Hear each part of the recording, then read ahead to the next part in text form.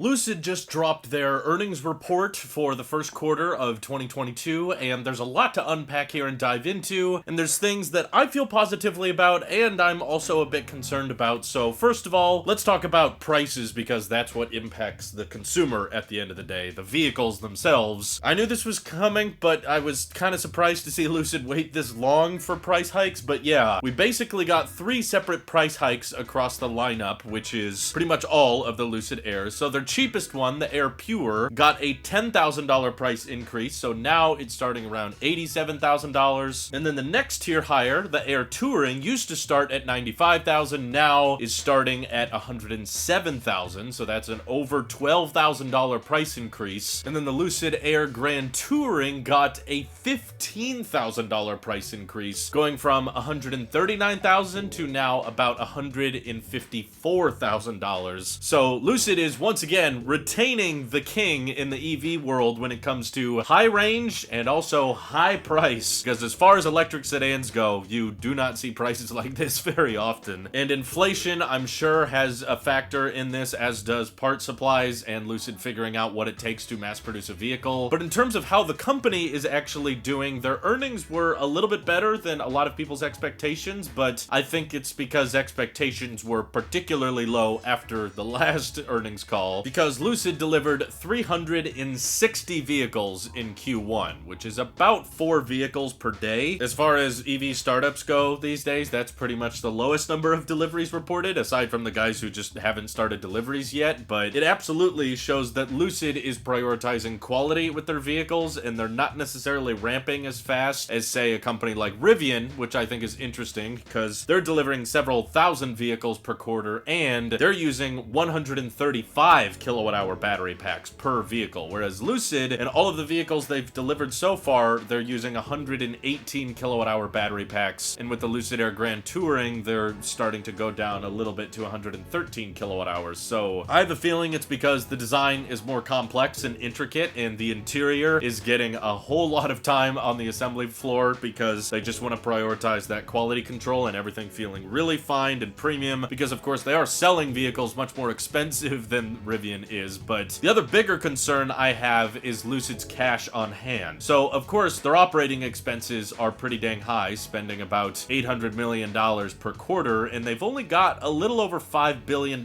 in cash left, which means at their current burn rate, they're on track to run out of money within 6 quarters. So a year and a half, essentially, before they either got to start asking for more money from investors and diluting the stock a bit more, or they have to rake in some serious profitability. But with Lucid Deliveries ramping so slowly, I just don't know if I see that happening. They're still claiming that they're gonna hit 12,000 or 14,000 vehicles delivered this year, so it's cool to see them reassure on that guidance, but it's not fairly reassuring considering that last year they were hoping to deliver over 500 vehicles by the end of 2021. Now they're almost at 500 vehicles delivered after Q1 of this year, and hopefully they can turn that around and ramp up incredibly quickly, because they definitely need to go from 300 vehicles delivered in Q1 to like over 10,000 delivered by the end of this year. They gotta ramp quickly, but especially to rake in higher revenues and turn profitable quickly, because they don't have infinite cash in the bank. So the price hikes definitely seem logical given the current financial state of Lucid. But the weird thing about the price hikes is that, okay, this sounds normal. After the backlash Rivian got, of course, all of the people who already put down reservations, you've already locked in your pricing. These price hikes don't apply to you. But the weirder thing that I haven't seen done before is Lucid is only applying these price hikes to vehicles ordered after June 1st. So you can still order a Lucid right now and they will honor the old pricing, which I believe has to be an effort to get a ton of reservations in the next couple weeks. Because basically, if you order a Lucid within the month of May, you have like a guaranteed appreciating asset. Think about it. Like, you can reserve the Lucid Air Grand Touring right now for $139,000. You lock in that price point today and for the rest of the month, and then you know for a fact on June 1st that same vehicle is now going to cost $154,000. So I've seen EV companies do lots of price hikes, but it's normally on all new orders. Lucid's the first company to say we're going to increase prices by this much on this day, but that day is still quite a few weeks away. So it could be because the 30,000 in reservations maybe isn't as high as they would like it to be. I mean, mean, sure, they're fairly expensive vehicles and the sedan market is not as popular as the pickup truck market, but I'm sorry, it's just Rivian is in such a similar stage of their startup life in terms of a new EV brand, and Rivian has well over 80,000 reservations for the R1T and R1S, and over 100,000 reservations for their delivery van, so they've got a huge demand backlog for their vehicles, whereas Lucid, they're clocking in 30,000 reservations, which is kind of low relative to others, but I suppose that's reasonable considering that Rivians are far cheaper than Lucids, and luxury sedans are certainly a much smaller market than the pickup truck or SUV space, but they're basically trying to tell investors that they have, you know, around $3 billion